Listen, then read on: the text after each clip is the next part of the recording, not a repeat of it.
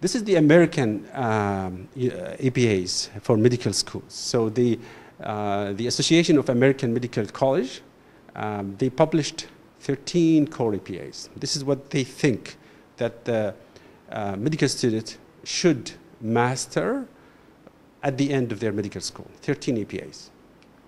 The Canadians, for some reason, they have 12. So I think they're very close, and the concept is the same, concepts between the two. But this is the Association of Faculties of Medicine of Canada, which oversee the Canadian University Medical Schools. We have 17 medical schools in Canada, and now they're required to do 12 APAs. Now, I'll give you examples. So these are the 12 APAs of the Canadian, okay? So I'll use the first one as an example. It's a simple APA. I think we all agree that medical students should master, obtain a history, and perform a physical examination adapted to the patient's clinical situation.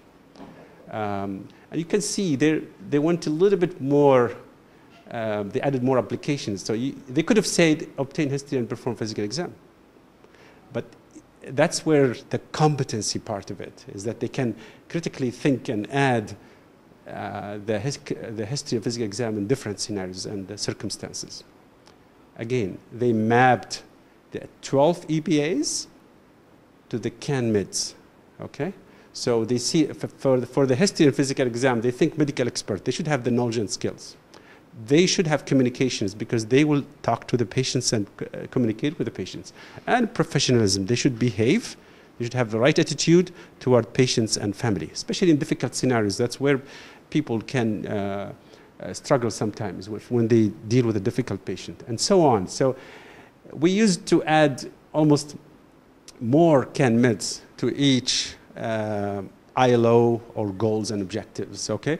But now it's the non-technical skills are more specific to the EPA. So they have 12. Now let's take this, how it's written, just FYI, to give you an idea. This is the EPA number 1. This is how it's written. Okay, it's not clear, but I try to enlarge it. So this is short description, just for the teachers, for everybody, for the assessors, for the the leadership committee in the department, so they understand exactly the EPA, okay? And this is just a description of it. So I'm not going to go in details because it will take a long time. And then they did specify the CAN-MIDs here. And then they have the entrustable behaviors and pre-entrustable, entrustable. There are a little bit more details, and I don't think we have time to go in details of all of those. But this is just an example of one of the 12 EPAs that a medical school should target to teach and make sure that the students have before they graduate. Now, for the postgraduate program, I just used one example here for the medical oncology specialty, okay? Again, remember, we have 50 plus specialties in the medical field, and they're all now working on creating their own CBME. I think I have one of the slides that will show how we started the process there. And so this is one, it is the foundation of discipline, and I'll explain these later, okay? I just pay attention to what I say there later, because the foundation is a stage. We're not using years anymore. So we're not using PGY1, postgrad year 1, postgrad year 2, 3, 4. We use stages. So you see the EPA assessing uncomplicated patients with a new diagnosis of cancer. This is relevant to the specialty. This is what the experts thought that a specialist in medical oncology should have at the end of their training. These are the milestones that I talked about within the EPA. So the medical expert, the knowledge and skills, the communication, this is what's required, and then the collaborator. If you think these two, they need very close observation, okay? There is a trend toward changing the word assessment into observation and CBME. So just sometimes when you read about the CBME, you'll see the word observation more than assessment.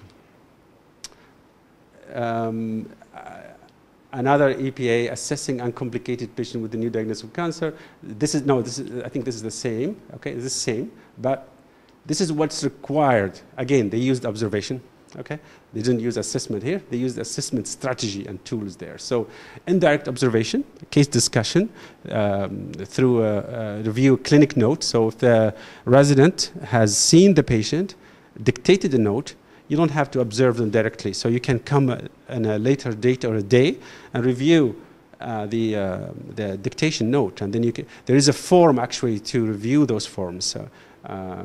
Because you have to make it very objective. You can't just review it and say, it looks bad. No, it doesn't work that way, okay? And then direct observation by actually you're physically present with the trainee and actually making notes as you go, and then the feedback later on, the feedback to the competence committee or the program committees and so on. And these are some of the strategies there. Just to give you an idea how the structure is, but it's more complex than this. Now, we talk about the competency-based medical education. This is a very nice article to read.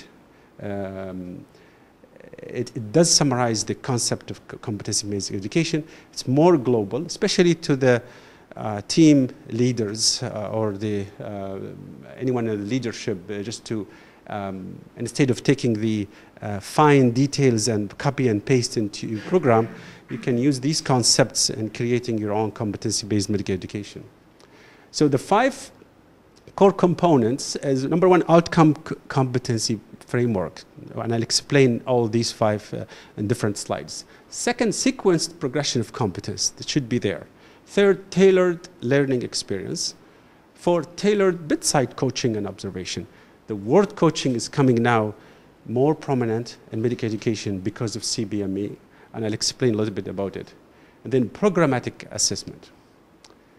We'll take number 1, which is an outcome-based framework, okay? So competencies required for practice are clearly articulated, should be very clear, and are identified based on societal needs. This is what we do now. This is exactly what we do now. We write curriculums, we teach them, we assess, and so on, and then at the end we graduate people. But this is what competency-based medical education is based on. We go and study health needs of the health system. What's needed, what our patients actually need. And then we extract competencies here, and then we write curriculum out of that. So that's what an outcome-based, okay? And then you can create the assessment and so on. So it does drive the curriculum and not the other way around. Curriculum drives the learning process. So this is number 1. Now, number 2, sequenced progression of competence. It has to be progressive. And I remember I showed one slide about how to be a master or an expert. I think it's in the slide was expert, from novice to expert. And those competencies and their development markers are sequenced progressively in a way that supports learner progression. And to have this, the EPAs and milestones should clearly facilitate the progression. I think next 2 slides may explain it a little bit more. Okay, this is novice, this is expert.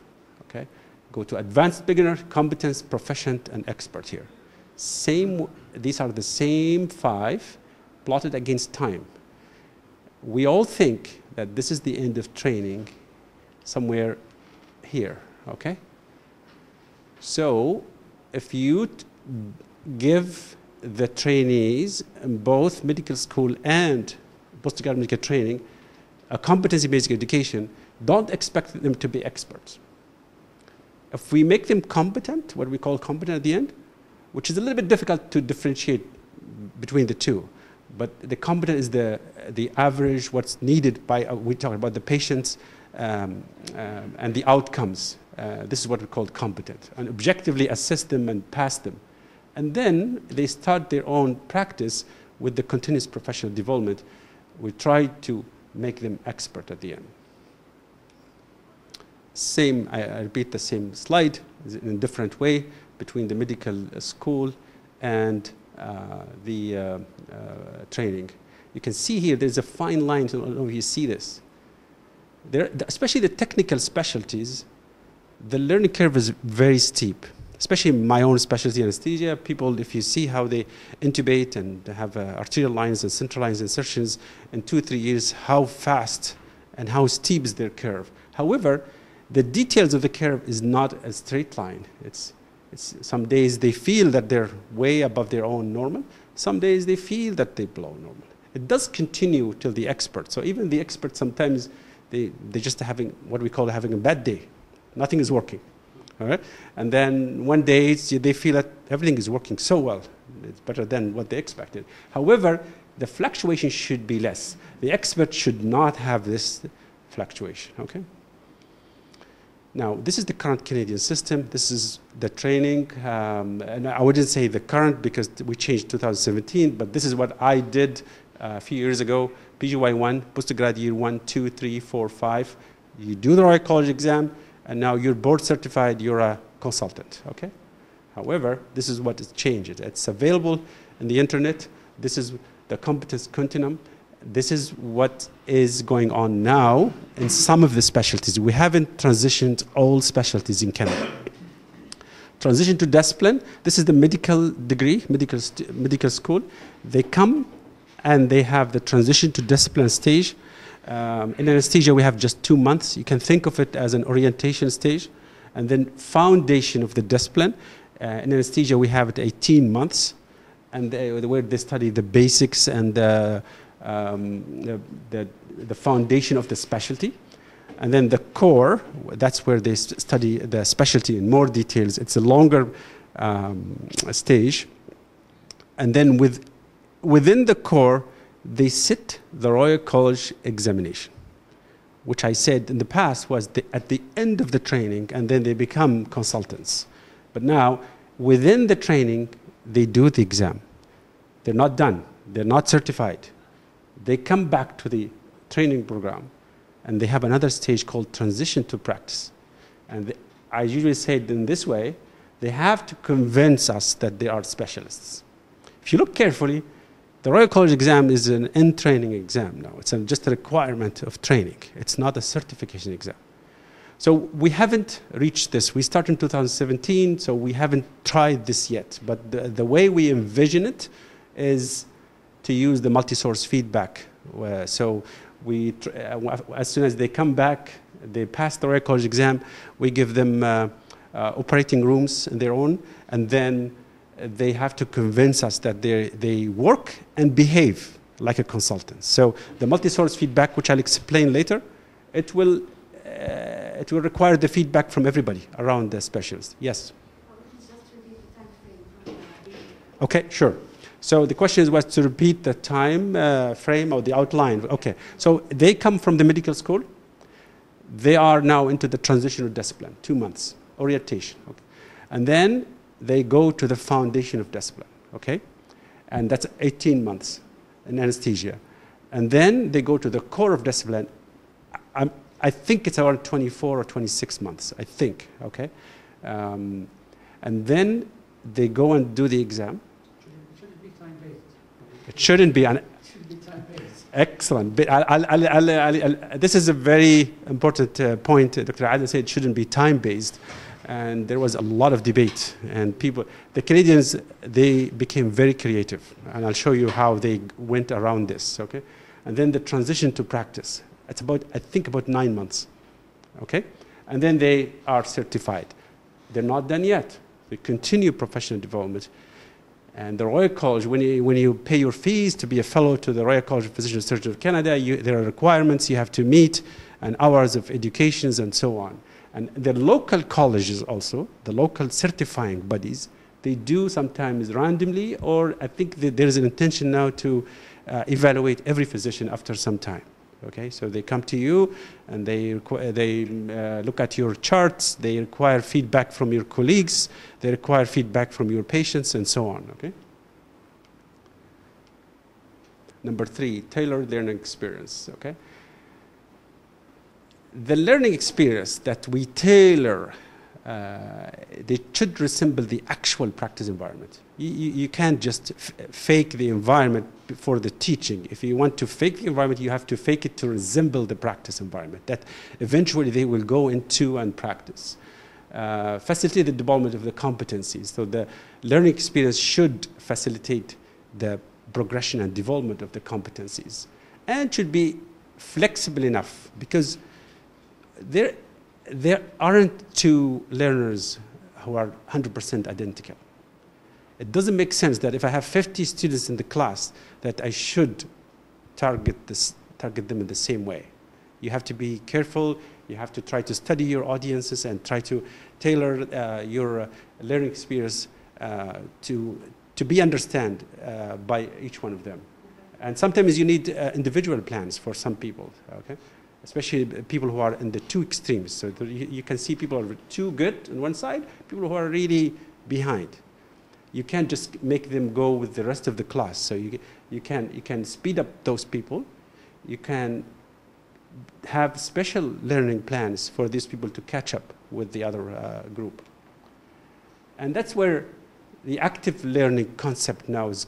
It's not a new concept, and I think the LIMO is using this concept, and I was very happy to see that the PBL classes here, the problem-based learning, which is it goes under the flipped classroom concept.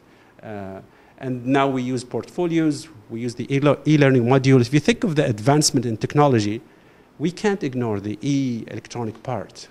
There's a lot of room to use these, especially in low-resource countries and people, and adult learners who can read and interpret electronic information. And that's what we'll need an adult learner in the concept. So this is just from the Royal College website. Okay, it's a slide to see the rule of learner and how they plan for the learning. They contribute to the learning process, how they reflect, and how to participate in the observation encounter. I'll give you another way of describing those stages and the outcome. So stages of training, whatever stage they are in, whatever stage, they have to pass APAs and milestones. And then you have to have very clear and robust assessment strategies. And then you have to have a tool to collect all of those informations. You can't just ignore them. And then this is the new committee in medical education, at least in Canada. In the postgrad medical education, we have what we call RPC, Residence Program Committee. So if you're a program director, you're the head of Residence Program Committee, so you oversee all aspects of the training program. And even with the older system, this is probably the most busy group in the department. And now we're adding a huge load.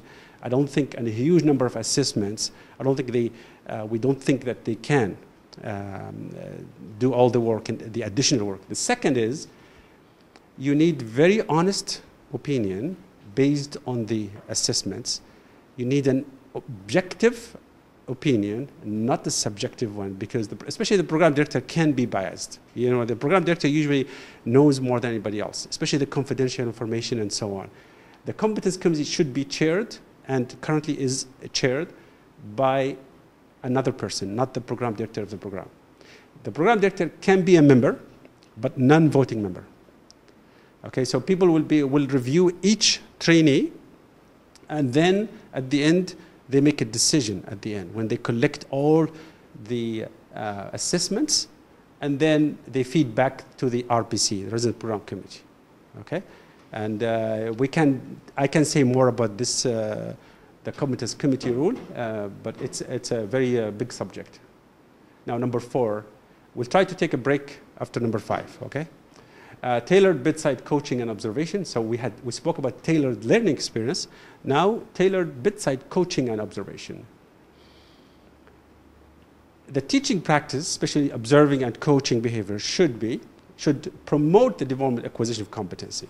You can't have a process, a model of learning that does not promote the acquisition of competency. So you don't want the learner to come back to you and say, I can do this APA. You didn't provide them with the right tools and learning environment. And emphasize learning through experience and application as well as knowledge acquisition. And this is, I think we talked about this, about the role of EPA and how the experience and how they apply their knowledge into their practice as part of their learning, not as part of their work. Would it be better to call it state of point of care coaching and observation? Because we would be bedside teaching. True. You can. Yeah, you can. And again, this is the beauty of medical education, right? There's a lot of room to make changes and concepts. So yeah, the person who wrote these wrote them in different ways. So if you go to Van Mille, I think I pronounced his name right. If you see in the internet, you'll find these 5 are written in different ways. But these are, I think, if I'm correct, these are the published one in 2016. But it's a good point. I just wanted to mention about the coaching, how it became very important, prominent in the medical education as part of the competency-based medical education. I think of coaching as active mentorship. These are my words, so you can correct them, but I think of them as active type of mentorship. And mentoring is, over the years, probably one of the concepts that became more clear and advanced over the probably 20, 30 years ago. Over the years, we started to have 3 types of mentorship before the CBME. One is academic, where purely academic to mentor a student. Second is social, which is a very important side, so just a social mentorship. The second is a peer, third one is a peer mentorship. So the residents are paired with one of the senior residents, and they can show them and mentor them the learner's side view of the learning environment, if I say it correctly. But there's now those mentors, we gave every CBME resident a mentor. However, we didn't call it a mentor. We changed, we called it academic advisor, okay? So they're all the same. And that academic advisor will feed them with the information they need. So the assessments, the feedback they receive on a daily basis, the exam results, and so on. And they work with the trainee one-on-one to overcome some obstacles or even expand on some of the things they do really well. And then the report from the mentorship is presented at the competence committee, okay? For undergrad and postgrad? As I said, we haven't started the undergrad, so our experience based on the postgrad medical education and anesthesia being the first group to do it, so we're testing everything, but this is what we do now in our program. Okay. Again, same thing. The other slide was targeting learner. This is the observer, their role, how they support the learning. How they participate and do their homework and preparing the observation and evaluate the EPA's milestones. And we talked one day, I think last week, we talked about resistance of change. And this is one group you have to be careful when you present a change like this, very big change. And we worked with them prior to the prior to July 2017. And we gave workshops and tried to prepare them in the clinical environment area so they can accept and participate. Because without them, you can't do anything. And you have to appreciate their busy life, their value as part of the main stakeholders in medical education. So the last one in the competency-based medical education components is the programmatic assessment. Again, assessment practice should support and document the developmental acquisition of competencies. We need objectivity. Remember that scale I showed you? There's a lot of subjectivity in our current training. This is just one step toward shifting the balance and emphasize workplace observations as well as meaningful feedback. And I highlight the word meaningful feedback, okay? And I'll show you some examples of what we do. The summative assessment, formative assessment. You can give a full lecture about these two, but most, I would say to my knowledge, most of the medical schools in Libya, they use these summative assessments. And even the postgrad medical education, if you think of the Libyan board exam as it's a summative assessment, okay? It's off learning, okay? And we do lack the proper learning process or training when it comes, especially to the postgrad medical education.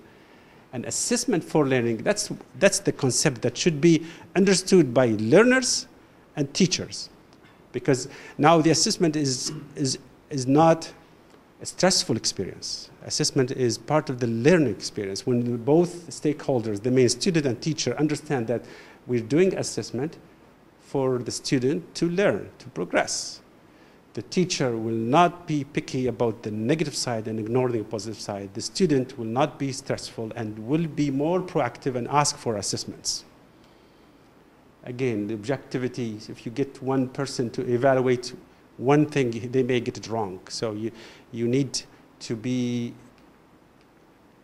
have multiple assessors at multiple times in multiple places or contexts. This way you can see it better. And when I say better, you don't have to see it 100% because it may be very hard. But remember the Mona Lisa pictures, we're adding more pixels by doing this, okay? And this is what I said, if this is one rater here, that's what they see. And if you do multiples, that's what, at least now we can read the word competence there. Now, this is Miller's pyramid, who knows how, shows and does. This is knowledge, this is understanding of the knowledge, this is they show and apply their knowledge, and this is actually they perform. But you can see these should go parallel. You can't just focus on attitudes later on here. So you should teach and assess the students as you go, okay? And that's where you have to toward the expert. Although it's very hard during training, as we said, to go to you need them competent here. And again, in another description of Miller's pyramid, the knows and knows how it's cognitive. And this is some examples of that assessments that you can have out of these two. And then the shows, how, and do's, and those are probably more the focus, especially the do's, training and the assessments parallel to each other's. And then there's more focus on the multi-source feedback, as we said. When the trainees, they come back from the Royal College exam, they have to show me that they can do things, okay, perform. These are some of the work-based assessment strategies that we are using now, and we didn't pay a lot of attention about them in the past. So, but now they're the core assessments in the program. So the O score, the Ottawa score, and again, I think that it has been validated. It's very hard to validate an assessment in the medical education. So this is one of the few, I think, where it was validated. And then review of chart, we talked about it. Multi-source feedback, encounter cards, and field notes. This is the O score. This is probably what now, as we speak, the learners and teachers, they do. So this is what they receive. They will say, okay, I'm observing him, let's say performing a central line insertion, for example, okay? And then you're watching, and then it's easy. Either you had to do it, so residents failed, and you go and take over, or I didn't need to be there. He just did so well, everything met the milestones, including communication, attitude, behavior, technical skills, you were there. Or I need to be there just in case. I'm not quite convinced. You can say this is subjective. Yes, it is, because we can't take the subjectivity away. But when you collect more number of assessment from more people, you can rule out that subjectivity. And this is where we call pass and, we try to stay away from pass and fail, but this is because it's for learning. If I say pass and fail, it's off learning. It's okay. So we give the feedback to the residents. So this is the multi-source feedback. The residents go from their teachers, from patients, from peers, from nurse, or they do self-assessment also, okay? And just to make it look better, because again, it's for learning, it's not off learning. So we named them as junior consultant days. We let them go and practice in the OR in their own, and the form, in the top of the form, it's written like this way. So the nurse, the peers, the surgeons, when they see it, it's just a more polite way of assessments. challenges the assessments. So this is an example of my program. When I was program director, we were doing the math. Initially, we had 88 EPAs, okay? Number required observations, 780, okay? Distributed at different stages, okay?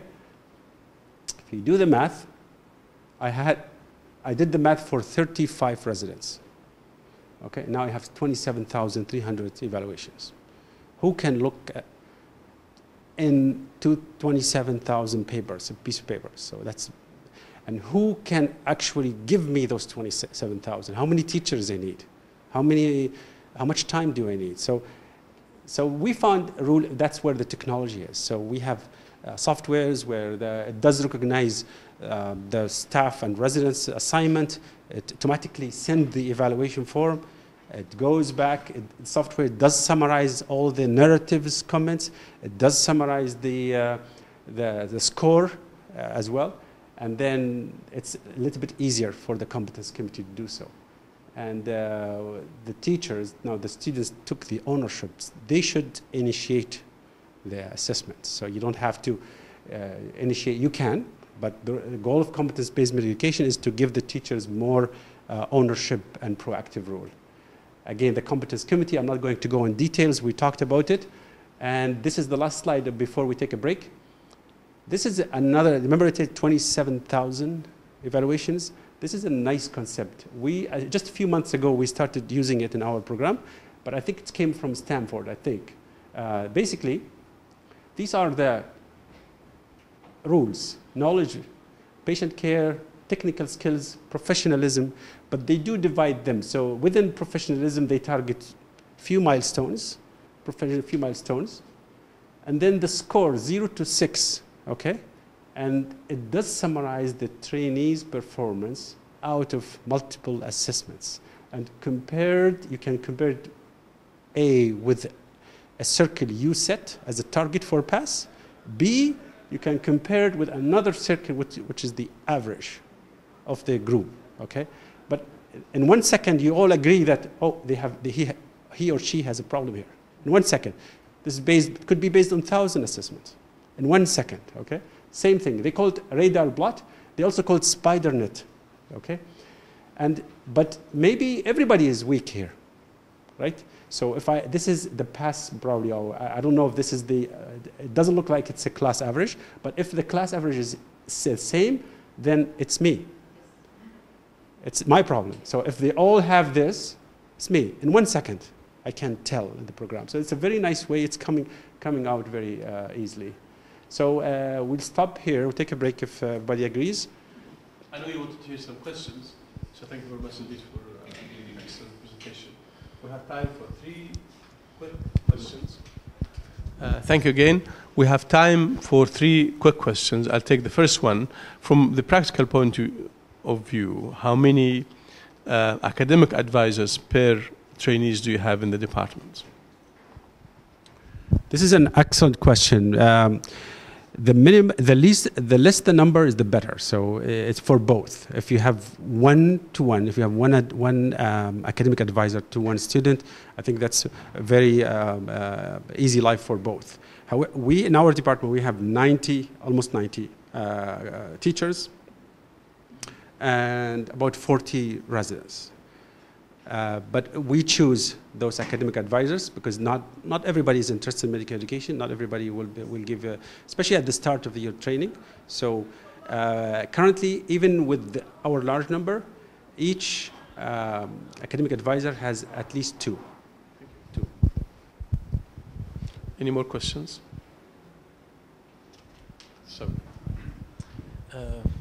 Thank you, Dr. Arif, for your presentation.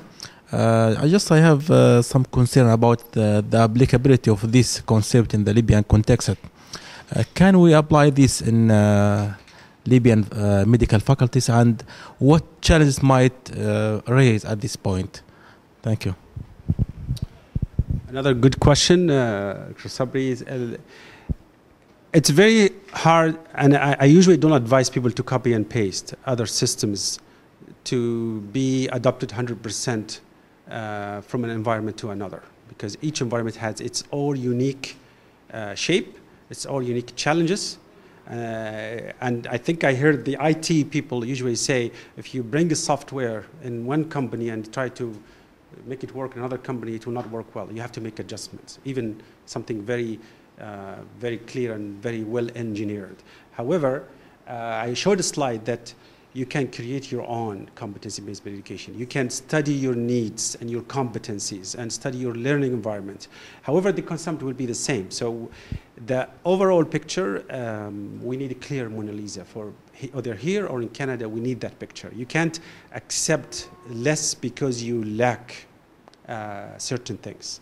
So you may, compared to Canada and the United States, you may need to work in your infrastructure before you try to implement any new program. So we do, and I will talk later about the lack of some of our standards, international accreditation standards.